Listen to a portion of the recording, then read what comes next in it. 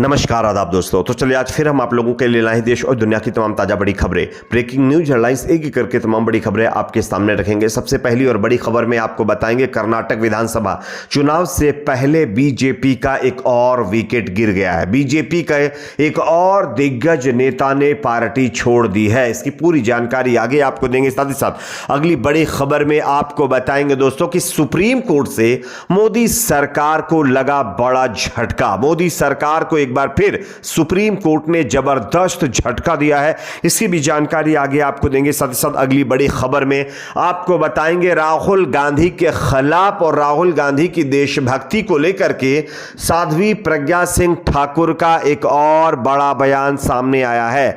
क्या कुछ कहा है साध्वी प्रज्ञा ने, यह भी आपको बताएंगे। साथ ही साथ अगली बड़ी खबर में आपको बताएंगे दोस्तों रिटायर्ड जज पर बयान देकर के बुरी तरह फंसे कानून मंत्री किरेन रिजिजू। कांग्रेस समेत कई पार्टियों ने अब किरेन रिजिजू को इस मामले पर घेरा है। किस तरह से, इसकी भी जानकारी आपको देंगे। साथ ही साथ अगली बड़ी खबर में आपको बताएंगे दोस्तों कि मध्य प्रदेश में होने वाले विधानसभा चुनाव से पहले बीजेपी का बड़ा प्लान, डिजिटल हिंदू योद्धाओं की फोर्स तैयार कर रही है बीजेपी। इसको लेकर के खुद दैनिक भास्कर की बड़ी खबर आ रही है, इसकी भी जानकारी आपको देंगे। साथ ही साथ अगली बड़ी खबर में आपको बताएंगे दोस्तों कि एक और ढोंगी बाबा को एक्सपोज कर दिया गया है। बताया जा रहा है, खबर कानपुर से आ रही है, जहां पर एक और बाबा रंगे हाथों पकड़ा गया है। इसकी भी जानकारी आपको देंगे। साथ साथ अगली बड़ी खबर में आपको बताएंगे दोस्तों कि मशहूर ब्राजील के यूएफसी फाइटर नेसिमेंटो ने इस्लाम धर्म कबूल कर लिया है। इसकी भी आपको जानकारी देंगे। उससे पहले एक छोटी सी रिक्वेस्ट करेंगे, इस वीडियो को ज्यादा से ज्यादा लाइक करिए, शेयर करिए, चैनल को सब्सक्राइब करके बेल आइकन को जरूर प्रेस कर लीजिए। बात करेंगे पहली और बड़ी खबर की। जैसा कि आप जानते हैं दोस्तों, कर्नाटक विधानसभा चुनाव को लेकर के लगातार तमाम राजनीतिक पार्टियों ने अपनी तैयारियां शुरू कर रखी हैं, लेकिन इसी बीच कर्नाटक चुनाव से पहले बीजेपी में भगदड़ मची हुई है। बीजेपी का एक और विकेट यहां पर गिर गया है। मैं आपको खबर दिखा रहा हूं, देख सकते हैं आप इस खबर को। कर्नाटक में भारतीय जनता पार्टी एमएलसी बाबूराव चिचुंसुर ने सोमवार को राज्य विधान परिषद यानी एमएलसी से इस्तीफा दे दिया। उन्होंने अपना इस्तीफा विधान परिषद के सभापति बसवराज होरात्ती को सौंपा है। बसवराज होरात्ती ने इस्तीफा स्वीकार भी कर लिया है। बताया जा रहा है कि विधानसभा जो है चिंचोसुर से गुरमितकल निर्वाचन क्षेत्र से विधानसभा चुनाव के लिए भाजपा से टिकट इन्होंने मांगा था, लेकिन उन्हें टिकट से इनकार कर दिया गया, क्योंकि भाजपा जो है हाई कमान इससे संतुष्ट नहीं थी। और यही वजह रही कि अब बीजेपी के दिग्गज नेता एमएलसी बाबूराव ने पार्टी छोड़ दी है। इससे पहले भी आप लोगों ने देखा होगा, कई और दिग्गज नेताओं ने भी जो है बीजेपी को त्याग दिया था, बीजेपी को छोड़ दिया था। लेकिन इस बीच ये एक और दिग्गज नेता का पार्टी छोड़ना बीजेपी के लिए बड़ा झटका माना जा रहा है। अगली खबर की बात करेंगे जो कि सुप्रीम कोर्ट से सामने आ रही है, जहां पर मोदी सरकार को बड़ा झटका लगा है। मैं आपको खबर दिखाना चाहता हूं, आप देख सकते हैं। सीजेआई चंद्रचूड़ की बेंच ने केंद्र सरकार का बंद लिफाफा लेने से इनकार कर दिया है। सीजेआई केंद्र के सबसे बड़े वकील से बोला है कि कोर्ट में पारदर्शिता होनी चाहिए।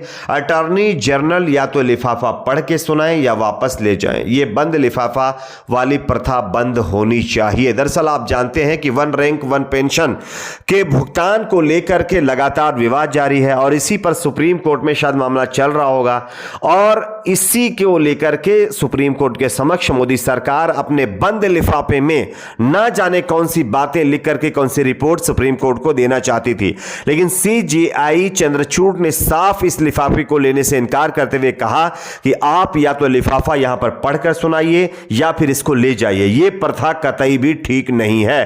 तो कहीं ना कहीं मोदी सरकार का जो इंटेंशन था इस लिफाफे को देने का, वो तो फेल हो ही गया है। साथ ही साथ उनको यहां पर बड़ा झटका भी लगा है। बात करेंगे अगली खबर की। अगली बड़ी खबर दोस्तों यहां पर आ रही है राहुल गांधी को लेकर के साध्वी प्रज्ञा सिंह ठाकुर का बड़ा बयान। आप इस खबर को देख सकते हैं। बोलता हिंदुस्तान ने छापा है कि राहुल गांधी को नहीं पता कि देशभक्ति क्या होती है। यानी कि गोडसे को अपना अनुयायी मानने वाली, उसको मतलब जो है अपना हर चीज मानने वाली साध्वी प्रज्ञा अब राहुल गांधी की देशभक्ति पर सवाल खड़ी कर रही हैं। राहुल गांधी के बाप दादा सब जो है देश के लिए अपने आप को कुर्बान कर गए, लेकिन साध्वी प्रज्ञा जो एक देश के पहले टेररिस्ट को अपना अनुयायी मानती है गोडसे को, उसके अनुयायी अब राहुल गांधी को देशभक्ति सिखा रहे हैं। इसको लेकर के लगातार लोग सवाल खड़े कर रहे हैं। दरअसल आप जानते होंगे राहुल गांधी ने मोदी सरकार को लेकर के किस तरह से लंदन में जो है उन्होंने बयान दिया था, उसको लेकर के लगातार माफी की मांग बीजेपी की तरफ से की जा रही है।